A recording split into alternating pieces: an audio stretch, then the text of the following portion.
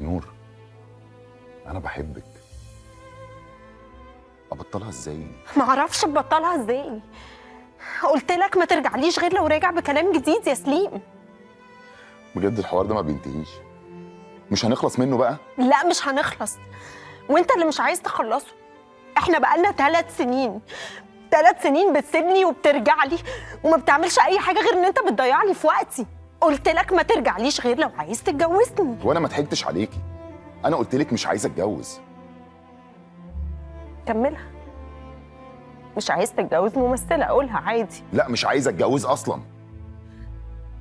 وبعدين ما انت عارفه، واحنا اتكلمنا في الموضوع ده 100 مره قبل كده، ظروف شغلك عامله لي مشاكل. تمام، هو انا كده، انا كده على بعضي كلي زي ما انا. باكج تيك ات اور ليف ات. لا ده مش انت، ده شغلك. لا ده مش شغلي، دي مش وظيفه. انا ربنا اداني هديه من وانا عيله صغيره، عارفه انا عايزه اطلع ايه. انا بشتغل من وانا عندي 18 سنه، شقيانه على اسم نور ابو الفتوح لحد ما وصلت للي انا فيه.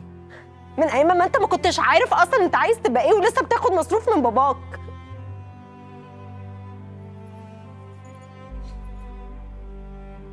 حلو.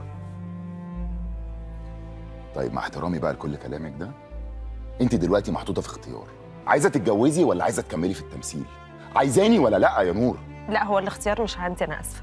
الاختيار عندك انت، عشان ما ضحكتش عليك. انت من يوم ما عرفتني وانا ممثله، انت ما اتفاجئتش ان انا بمثل. ومعلش مع كامل احترامي لكلامك، هو انا لو ما كنتش عايزه ادخل المجال ده او كنت عايزه ابطله كنت بطلته من زمان. ومش عشانك، عشان الاغلى منك.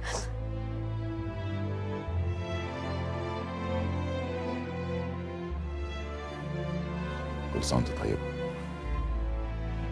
سليم، شكرا. ومن فضلك بلاش نشوف بعض تاني.